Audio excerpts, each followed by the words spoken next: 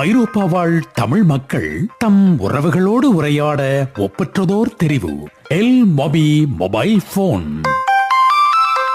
அதிநவீன தொழில்நுட்பங்களுடன் 2 சிம்கள் இணைக்கக்கூடிய வசதியுடன் எல் மொபி மொபைல் போன்கள் இப்பொழுது ஐரோப்பிய சந்தையில் மக்களது ஏகோபித்த அபிமானத்தை பெற்று வருகின்றன.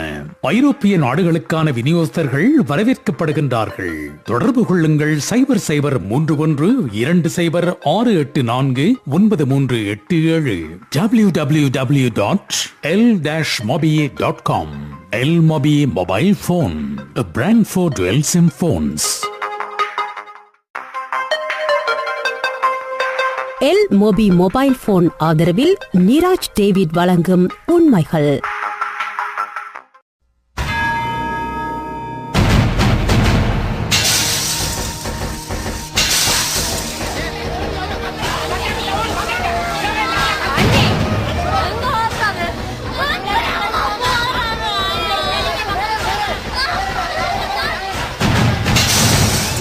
ராணுவ இடம்பெயர்வாளர் இப்படி கோர தாக்குதல் நடந்தது. உங்கள் சகோதரனாக நேச கரங்களில் நீட்டுகிறேன். எங்கள் உணர்வுகளை, எங்கள் அவலங்களை, எங்கள் ஆதங்கங்களை, எங்கள் காயங்களை, எங்கள் வேதனைகளை கொஞ்சம் நீங்கள் திரும்பி பாருங்கள். எல் மொபி மொபைல் போன் ஆதரவில் நிராஜ் டேவிட் வழங்கும் உண்மைகள்.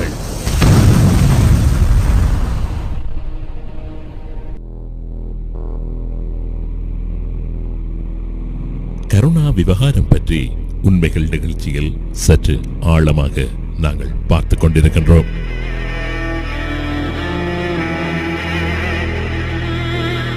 கருணாவின் பிரிவு அறிவிக்கப்பட்டதை தொடர்ந்து கிழக்கைச் சேர்ந்த ஏராளமான தளபதிகள், பொறுப்பாளர்கள் வன்னி நோக்கி சென்றிருந்தது பற்றி கடந்த நிகழ்ச்சிகளில் பார்த்திருந்தோம்.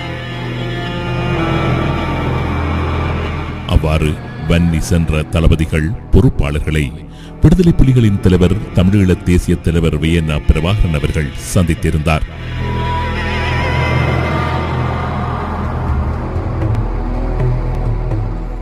வன்னியில் இருந்த தூயவன் பயிற்சி கல்லூரியில் அந்த சந்திப்பு நடைபெற்றது.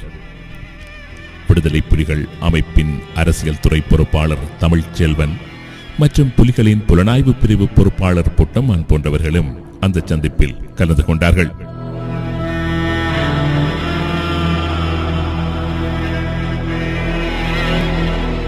கிழக்கில் இருந்து சென்ற போராளிகளின் மனங்களில் மிகப்பெரிய பதட்டம் காணப்பட்டது.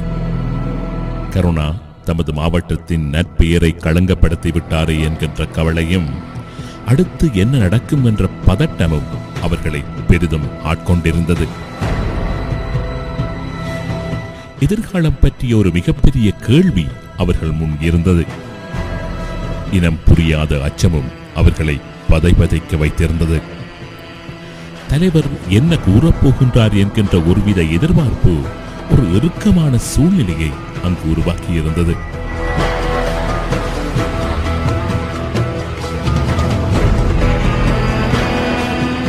ஆனால் அந்த சந்திப்பின் போது புலிகளின் தலைவர் கூறிய ஒரு வார்த்தை அங்கிருந்த அனைவர் மனங்களிலும் இருந்த அத்தனை விதமான உணர்வுகளையும் விரட்டிவிட்டிருந்தது.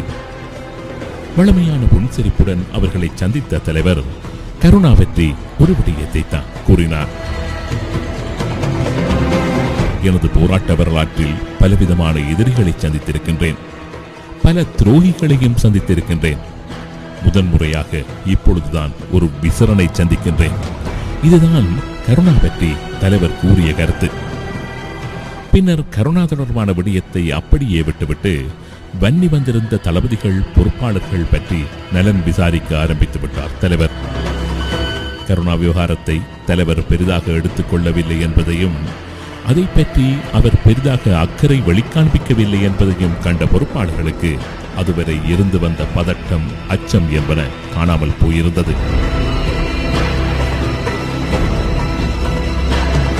கிழக்கில் இருந்து வந்தவர்களை இறுக அணைத்து புகைப்படங்கள் எடுத்துக்கொண்டார் தலைவர். அந்த நேரத்தில் தலைவரின் கரங்களை பிடித்தபடி வாய்விட்டு அழுத மட்டக்களப்பு நகர அரசியல் துறை பொறுப்பாளர் சேனாதி கருணாவிடம் இருந்து எமது மாவட்டத்தையும் எமது மக்களையும் மீட்க வேண்டும் என்று தலைவரை கேட்டுக்கொண்டார். விம்மி விம்மி அழுத சேனாதியை இறுக்க அணைத்துக் கொண்ட தலைவர், கருணாவை எனது இதயத்தில் மிக உயர்ந்த இடத்தில் வைத்திருந்தேன். கருணாவை மிகவும் நம்பியிருந்தேன். கருணா இப்படியான துரோகம் செய்வான் என்று எதிர்பார்க்கவில்லை. இப்பொழுது கூட அவன் எல்லாவற்றையும் விட்டுவிட்டு என்னிடம் வந்தால் அவனுக்கு மன்னிப்பு கொடுப்பேன். அவன் பிழையான முடிவுகளை தொடர்ந்து எடுத்துக் கொண்டிருக்கின்றான். அதற்கான பலனை அவன் அனுபவித்தே தீருவான் என்று கூறிவிட்டு, நீங்கள் ஒன்றுக்கும் யோசிக்க வேண்டாம். கிழக்கில் உள்ள எமது போராளிகளுக்கும் மக்களுக்கும் எந்த பாதிப்பும் இல்லாமல் அந்த விசரனிடம் இருந்து எமது மண்ணை மீட்டு உங்களிடம் தருகின்றேன் என்று தெரிவித்தார். தலைவரின் அந்த வார்த்தையில் உறுதி இருந்தது, தெளிவு இருந்தது, நம்பிக்கை இருந்தது. மன ஆறுதலுடன் திரும்பினார்கள் தளபதிகள்.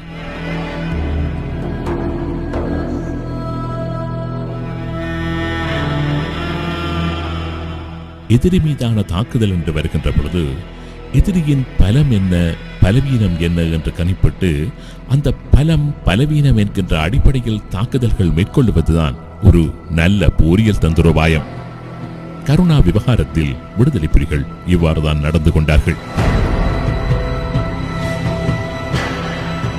கருணாவிடயத்தில் கருணாவின் பலம் என்ன, பலவீனம் என்ன என்று முதலில் கணிப்பிட்டார்கள். கருணா தரப்பில் கருணாவிற்கு பலத்தை தருகின்ற பல விடயங்கள் காணப்பட்டன. கருணாவின் பிரபல்யம், விடுதலை புலிகள் அமைப்பில் கருணா வகித்து வந்த தளபதி பதவி, கருணா பக்கம் நின்ற ஆயிரக்கணக்கான போராளிகள், கருணா கிளப்பிவிட்டிருந்த பிரதேசவாதம் என்று கருணாவிற்கு பலம் சேர்க்கின்ற நிறைய விடயங்கள் கருணா தரப்பில் காணப்பட்டன. அதேவேளை கருணா தரப்பில் பலவீனமான விடயங்கள் என்றும் ஏராளமாக காணப்பட்டன. கருணா தரப்பில் இருந்த பலவீனங்களை குறிவைத்து தமது காய்களை நகர்த்த ஆரம்பித்தார்கள் விடுதலை புலிகள்.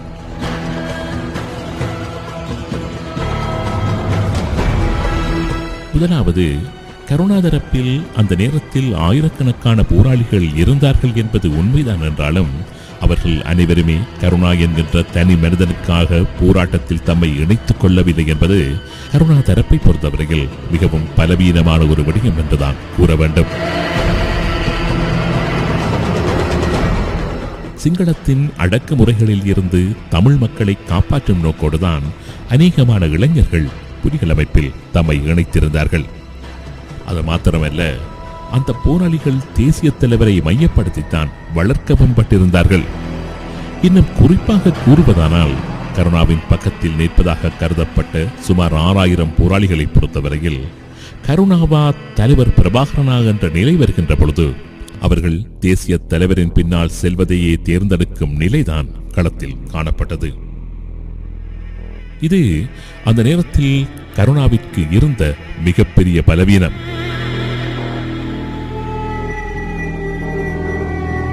அடுத்ததாக கருணா தரப்புக்கு மற்றொரு முக்கிய பலவீனமும் களத்தில் காணப்படவே செய்தது. அதுதான் புலனாய்வு பலவீனம்.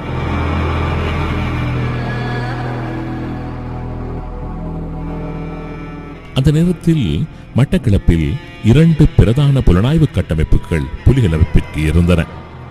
ஒன்று தேசிய புலனாய்வு பிரிவு, இரண்டாவது இராணுவ புலனாய்வு பிரிவு. கருணாவின் பிரிவின் போதே தேசிய புலனாய்வு பிரிவு பொட்டம்மான் தலைமையின் கீழ் தான் செயல்பட்டது. ஆனால் இராணுவ புலனாய்வு பிரிவோ நேரடியாக கருணாவின் கீழ் பொறுப்பாளர் ரமணனின் தலைமையில் செயல்பட்டது.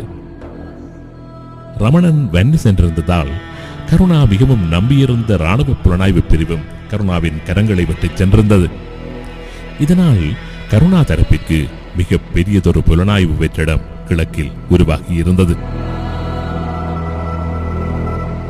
இது உடனடியாக ஈடு செய்ய முடியாத ஒரு வெற்றிடமாகவும் அங்கு காணப்பட்டது. கருணாவை பொறுத்தவரையில் அவர் புலனாய்வு துறையில் அதி உயர் பயிற்சிகளை எடுத்திருந்தவர். ஆரம்ப காலத்தில் புலிகள் அமைப்பில் கருணா புலனாய்வு பிரிவில் தான் கடமையாற்றியிருந்தார். அது மாத்திரமல்ல, இந்தியா விடுதலை புலிகள் அமைப்பிற்கு வழங்கிய சிறப்பு புலனாய்வு பயிற்சியை பெற்றவராக அந்த காலத்தில் புலிகள் அமைப்பில் இருந்த ஒரே தளபதி கருணா மாத்திரம்தான் என்பதும் குறிப்பிடத்தக்கது. விடுதலை புலிகள் அமைப்பின் 200 போராளிகளுக்கு இந்தியா ராணுவ பயிற்சிகளை வழங்கியிருந்தது. புலிகள் அமைப்பின் 7 போராளிகளுக்கு மாத்திரம்தான் புலனாய்வு பயிற்சிகளை இந்தியா வழங்க முன்வந்தது. இந்தியாவின் புலனாய்வுத்துறை பயிற்சியை பெற்ற 7 போராளிகளில் கருணாவும் ஒருவர் என்பது குறிப்பிடத்தக்கது. எனவே கருணா விவகார காலத்தில் கிழக்கில் ஏற்பட்ட புலனாய்வு வெற்றிடத்தை நிவர்த்தி செய்யும் தகமையும் திறமையும் கருணாவிடம் இருந்தது என்பதில் சந்தேகம் இல்லை. ஆனாலும் கருணா அந்த நேரத்தில் எதிர்கொண்ட உயிரச்சுறுத்தல் காரணமாக கருணா தரவையில் உள்ள மீனகம் தளத்தை விட்டு எங்குமே நகர முடியாத ஒரு சூழ்நிலை காணப்பட்டதால் கிழக்கில் ஏற்பட்டிருந்த புலனாய்வு வெற்றிடத்தை நிவர்த்தி செய்ய முடியாத ஒரு நிலைதான் அங்கு காணப்பட்டது. முன்னர் விடுதலை புலிகளின் புலனாய்வு பிரிவில் இருந்தவரும் பின்னர் நிர்வாக பிரிவில் கடமையாற்றியவருமான ரெஜினால்ட்டை மட்டக்களப்பு அம்பாறை மாவட்ட புலனாய்வு பிரிவு பொறுப்பாளராக நியமித்து கிழக்கில் கருணா தரப்பிற்கு ஏற்பட்ட புலனாய்வு வெற்றிடத்தை அடைப்பதற்கு கருணா முயற்சித்த போதும் அதுவும் பெரிதாக பலன் அளிக்கவில்லை. புலனாய்வு தகவல்களை திரட்டவும் புலனாய்வு வலைப்பின்னல்களை உருவாக்கவும் புலனாய்வு பிரிவுக்கு தகவல் தருபவர்களை அடையாளம் காண்பதற்கும் மிகப்பெரிய கால அவகாசம் ரெஜினால்ட் தலைமையிலான பிரிவினருக்கு தேவைப்பட்டது. இதனால் திடீரென்று கருணா தரப்பிற்கு கிழக்கில் உருவாகியிருந்த புலனாய்வு வெற்றிடத்தை நிவர்த்தி செய்யும் பணியை ரெஜினால்ட்டினால் ஈடு செய்ய முடிந்திருக்கவில்லை. இதுவும் கருணா தரப்பிற்கு அந்த காலகட்டத்தில் இருந்த மிகப்பெரிய பலவீனமாக கிழக்கில் காணப்பட்டது. அடுத்ததாக கருணா தரப்பினருக்கு எந்த விதமான வழங்கல்களும் கிழக்கில் இருக்கவில்லை. கிழக்கை பொறுத்தவரையில் கடற்புலிகளின் செயல்பாடுகள் பெரிதாக அங்கு இருக்கவில்லை. கையிருப்பில் உள்ள ஆயுதங்களை மாத்திரம் நம்பித்தான் புலிகளுடன் சண்டைக்கு போக முடியும். வேறு வழங்கல்கள் எதனையுமே எதிர்பார்க்க முடியாது. இதுவும் கருணா தரப்பிற்கு இருந்த மிகப்பெரிய பலவீனம் என்று கூறலாம். இவை அனைத்தையும் விட தமிழ் ஊடகங்களின் ஆதரவு கருணா தரப்பிற்கு முற்றாகவே இருக்கவில்லை. தமிழ் ஊடகவியலாளர்களின் ஆதரவும் கருணாவிற்கு இருக்கவில்லை. இதுவும் அந்த நேரத்தில் கருணா தரப்பு எதிர்கொண்ட மிகப்பெரிய சவாலாக காணப்பட்டது.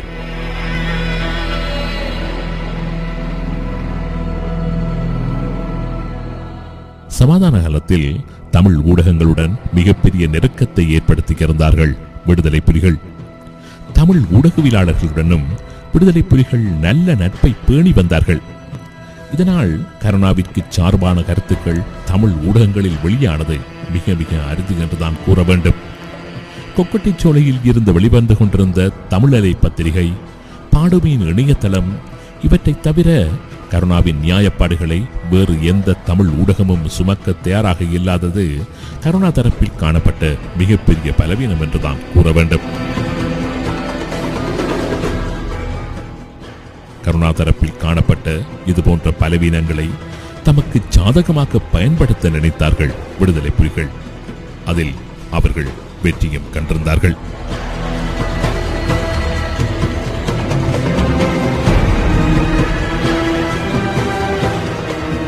எதிரி மீது தாக்குதல் நடாத்த முன்பு எதிரியின் உளவியல் மீது தாக்குதல் நடாத்த வேண்டும் என்று போரியல் வல்லுநர்கள் கூறுவார்கள். கருணா மீது தாக்குதல் நடாத்துவது என்று முடிவு செய்த உடனேயே கருணா தரப்பு மீதான உளவியல் தாக்குதலை ஆரம்பித்திருந்தார்கள் விடுதலை புலிகள்.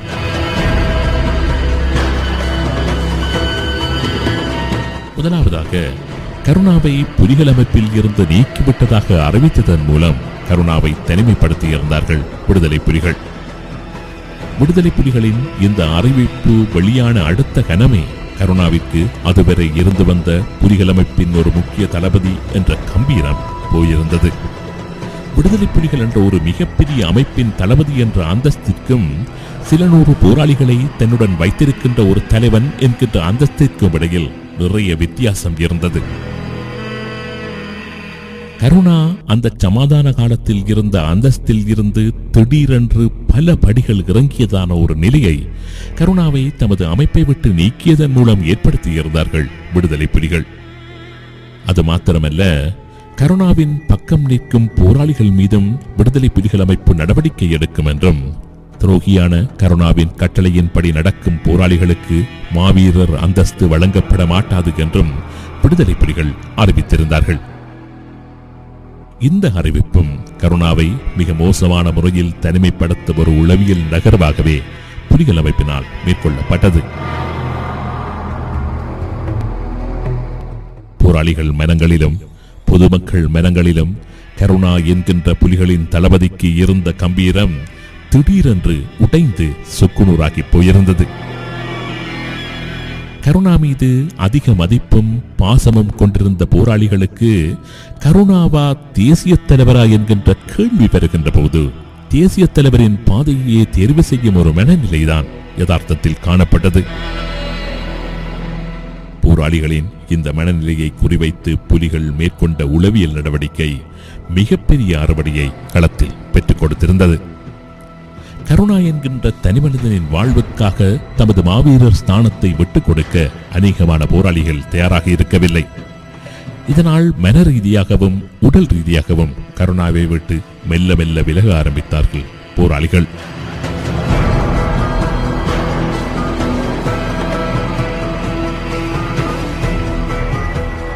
அடுத்ததாக கருணா தொடர்பான குற்றச்சாட்டுகளை பகிரங்கமாக முன்வைக்க ஆரம்பித்தார்கள் விடுதலை புலிகள். கருணா தொடர்பான குற்றச்சாட்டுக்களை விடுதலை புலிகள் முன்வைத்தார்கள் என்று கூறுவதை விட கருணா மீதான குற்றச்சாட்டுக்களை கருணாவுடன் நீண்ட காலம் இருந்த, கருணாவுடன் இணைந்து போராடிய தளபதிகள் பொறுப்பாளர்கள் முன்வைத்தார்கள் என்று கூறுவது பொருத்தமாக இருக்கும். கருணா எப்படி நிதி மோசடியில் ஈடுபட்டார் என்றும், கருணாவின் நிதி மோசடியை கண்ட கருணாவின் மெய்ப்பாதுகாப்பாளர் எப்படி கொலை செய்யப்பட்டார் என்றும், கருணாவிற்கும் பெண் போராளிகள் சிலருக்கும் இடையில் இருந்த பாலியல் உறவுகள் பற்றியும் பலவிதமான குற்றச்சாட்டுக்களை கிழக்கில் இருந்து வன்னிக்கு சென்ற தளபதிகள் பகிரங்கமாக கூற ஆரம்பித்தார்கள்.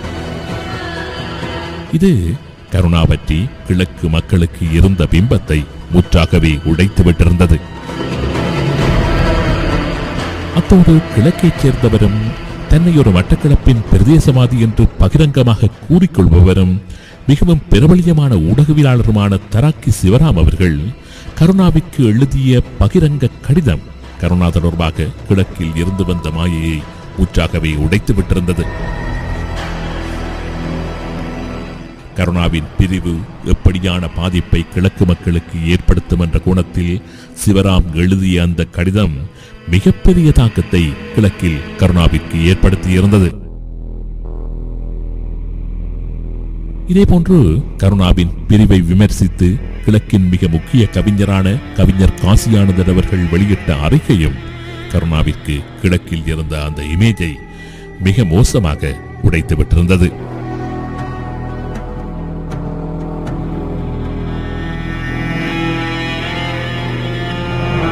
இதைவிட கிழக்கில் இருந்து வென்று சென்றிருந்த போராளிகள் அங்கிருந்தபடி தொலைபேசிகளூடாகவும் கடிதங்களூடாகவும் மேற்கொண்ட உளவியல் நடவடிக்கைகள் மிகப்பெரிய தாக்கத்தினை கருணா தரப்பிற்கு ஏற்படுத்தியிருந்தன.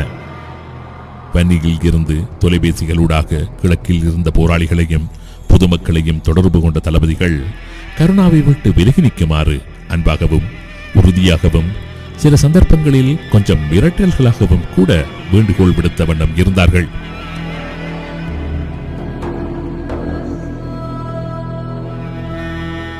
பத்திரிகைகளூடாகவும் வானொலிகளூடாகவும் துண்டு பிரசுரங்களூடாகவும் தொலைபேசிகளூடாகவும் கருணாவிற்கு எதிரான உளவியல் போர் கிழக்கு வாழ் மக்களையும் போராளிகளையும் குறிவைத்து விடுதலை புலிகளால் மேற்கொள்ளப்பட்டுக் கொண்டிருந்தன.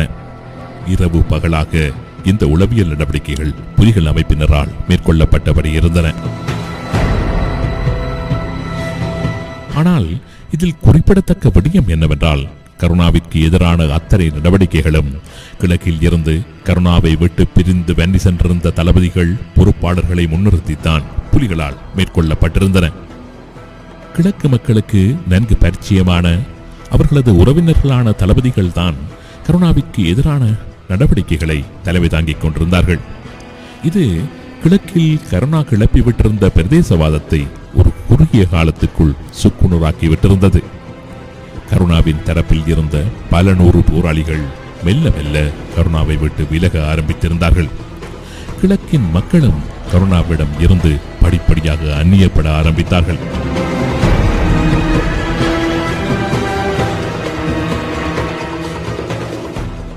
கிழக்கு மக்களின் மனங்களில் இருந்து கருணாவை மிகச் சாதுரியமாக அகற்றிய விடுதலை புலிகள் கிழக்கு மண்ணை விட்டும் கருணாவை அகற்றிவிடும் நோக்கத்தில் காய்களை நகர்த்த ஆரம்பித்தார்கள்.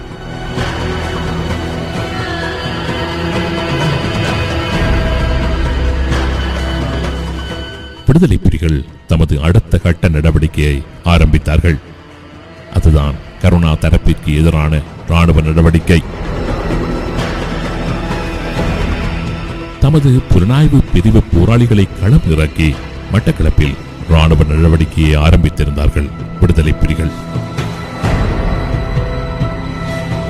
கிழக்கில் விடுதலை புலிகள் தமது புலனாய்வு பிரிவு போராளிகளை பயன்படுத்தி ஆரம்பித்த அந்த ராணுவ நடவடிக்கைகளுக்கு சில இஸ்லாமிய உறவுகளும் உதவி புரிய ஆரம்பித்தார்கள்.